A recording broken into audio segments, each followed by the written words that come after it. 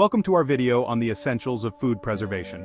Before we dive into the art of food dehydration, let's take a moment to understand the basics. Food preservation has been a key practice for humans for thousands of years.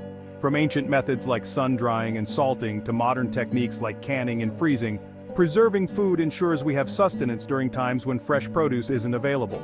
Understanding the fundamentals of food preservation helps us appreciate the science behind dehydration.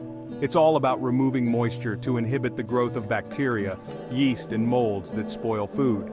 Whether you're a prepper, a hiker, or someone who wants to reduce food waste, mastering these basics is essential. Now that we have a grasp on the principles, let's move on to the art of food dehydration. In this video, you will learn the basics of food dehydration. You will learn how to prepare your food for the dehydration process and how to place them. You will then be taken through the process of drying temperature, time needed for dehydration, and how to cool and store afterwards. In this section, we'll explore the fascinating process of food dehydration. Dehydration is one of the oldest and simplest methods of food preservation.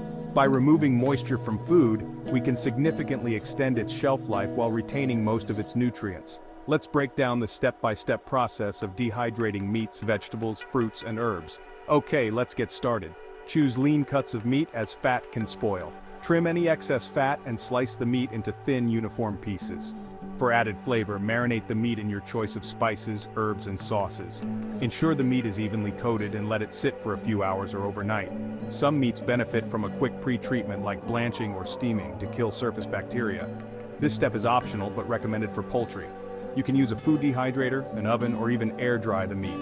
If using a dehydrator, set it to the appropriate temperature for meat, usually around 160 degree F or 70 degree C. Arrange the meat slices in a single layer, ensuring they don't overlap. Depending on the method and thickness of the meat, drying can take anywhere from 4 to 12 hours. Check periodically to ensure the meat is drying evenly.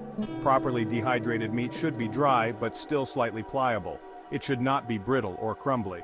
Once the meat is fully dehydrated, allow it to cool completely before storing.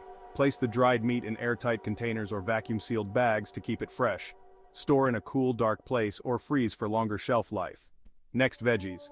Choose fresh, ripe vegetables. Wash, peel, and cut them into uniform pieces. Blanch vegetables in boiling water for a few minutes to preserve color and nutrients. Cool them quickly in ice water. Arrange the vegetables in a single layer on dehydrator trays or baking sheets. Set the dehydrator to 125 degree F, 52 degree C, or use the oven at its lowest setting. Drying times vary depending on the vegetable and thickness, usually between 6 to 12 hours. Check periodically for even drying. Properly dehydrated vegetables should be brittle and break easily. Store in airtight containers in a cool, dark place. Now we head on over to dehydrating fruit. Choose ripe, unblemished fruits. Wash, peel, and slice them uniformly. Dip fruits in lemon juice to prevent browning. Arrange the fruit slices in a single layer on dehydrator trays or baking sheets. Set the dehydrator to 135 degree F, 57 degree C, or use the oven at its lowest setting. Drying times vary depending on the fruit and thickness, usually between 8 to 16 hours. Check periodically for even drying. Properly dehydrated fruits should be pliable and leathery. Store in airtight containers in a cool, dark place. Last, we will show you how to dry herbs. Choose fresh, healthy herbs. Wash and pat them dry. Arrange herbs in a single layer on dehydrator trays or tie them in small bundles for air drying. Set the dehydrator to 95 degree F, 35 degree C, or hang the bundles in a well-ventilated area. Drying times vary depending on the herb, usually between 1 to 4 hours in a dehydrator or several days for air drying. Properly dehydrated herbs should be crisp and crumble easily. Store in airtight containers in a cool, dark place. By mastering these techniques, you can enjoy delicious, long-lasting snacks and meals anytime, anywhere. Thanks for watching. Don't forget to like, share, and subscribe for more tips on food preservation and healthy living.